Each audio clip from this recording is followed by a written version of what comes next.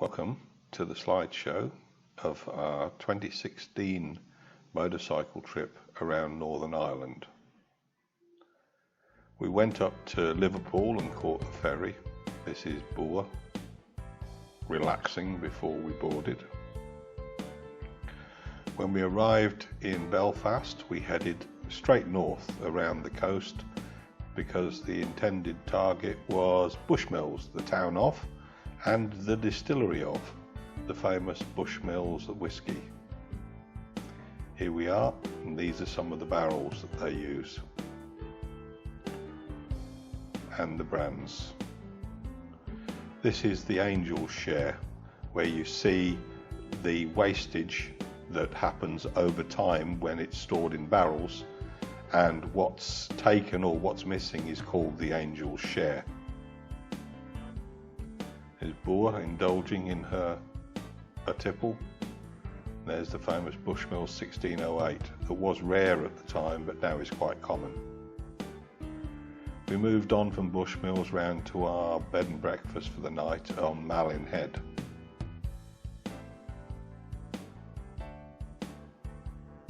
Beautiful scenery.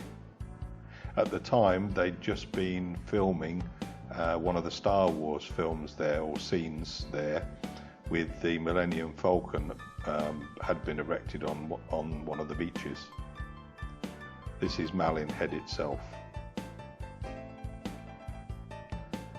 Lovely coastline. We were doing some acrobatics. Anyway, we moved on round the coast. This is the west, or the Wild West Way. Although we didn't stay on it all the time, because we actually went down some very small roads that followed the coast closer than the WWW. We actually had quite a few stares as people wondering why we were there or how we got there, because there were some very, very small, typically rural Irish roads, grass down the middle. These are just some various scenes we saw along the coast. I must go back there and do that again, spend a bit more time.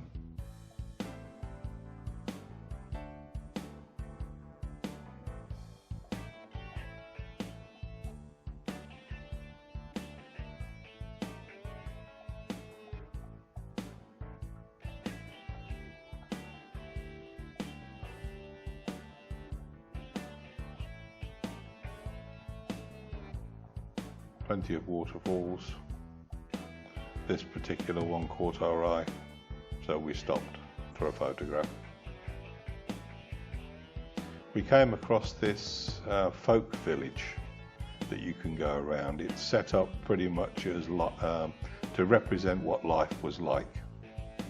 This is the schoolroom, the sort of desks they had.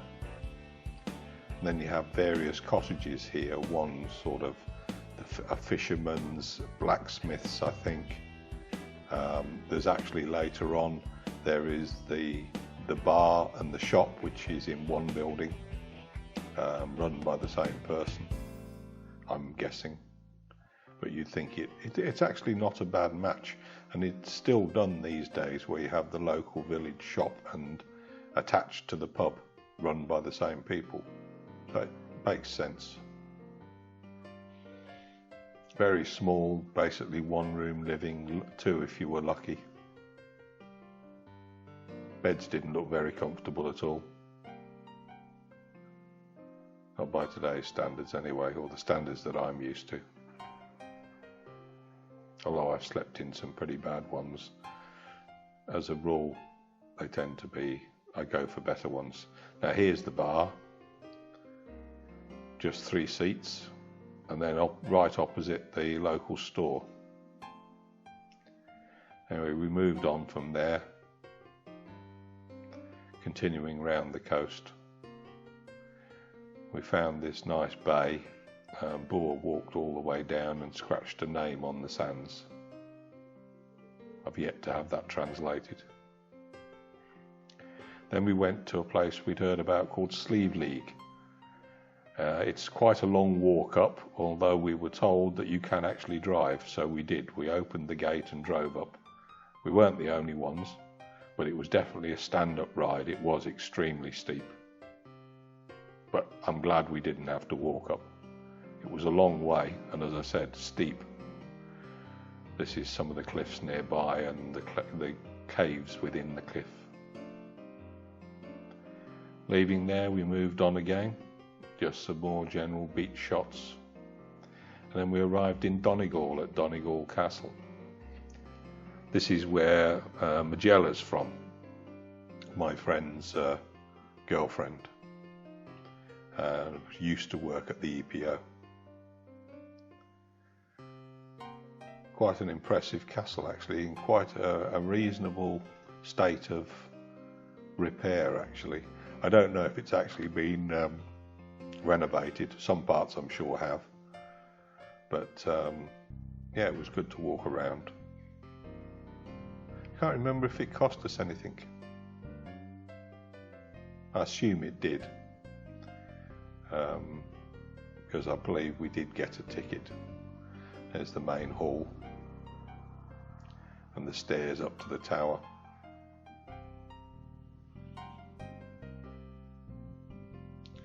Look at the vaulted ceiling. There's some woodwork there, some craftsmanship. There's the normal layout of a castle at the time in Ireland. Then we took a boat trip from Donegal around the harbour and out to the local islands. Quite a pleasant way of spending a wet and windy afternoon and enjoying an Irish coffee on board in comfort and warmth. These are some seals.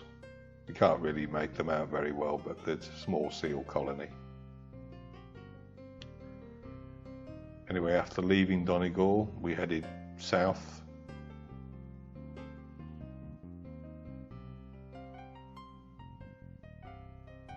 We ended up heading towards a place called Cedar Fields, which we'd been to before in a trip in 2005.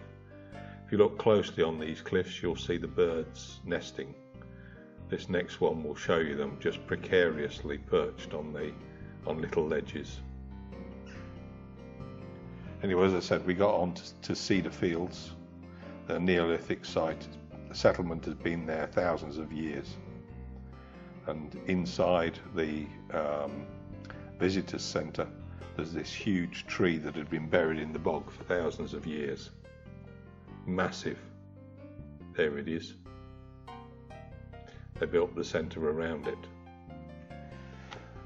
Because we'd already been there and we'd done the southern part, we headed east then, back towards Belfast.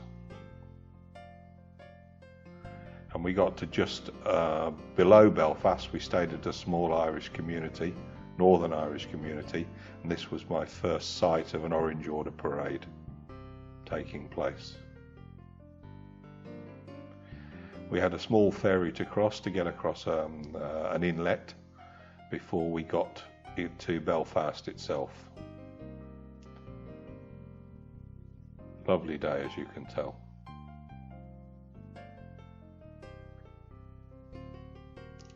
Our target for the day was to go and visit the Titanic Museum. This is it. We wanted to have a quick look around this before boarding the ferry back to the UK. Quite an impressive building, although the interactive display was very disappointing. I felt anyway.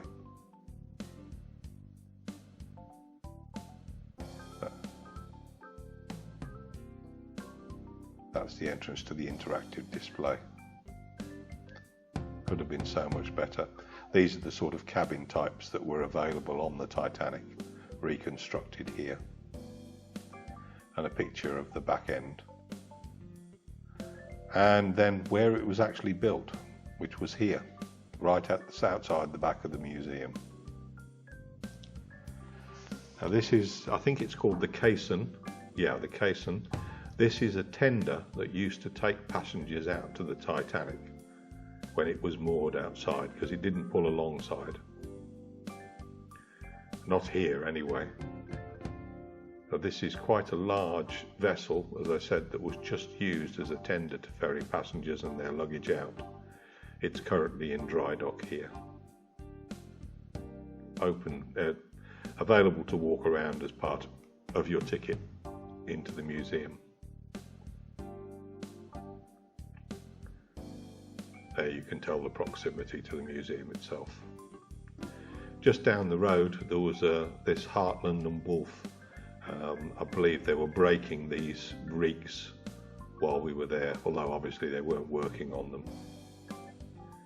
There was also some sort of warship there. I don't know much about it, but this is effectively the end of the slideshow, because from this point we headed straight to the ferry port, Belfast ferry port, had a quick meal and a drink nearby, and then boarded the ferry back to the UK.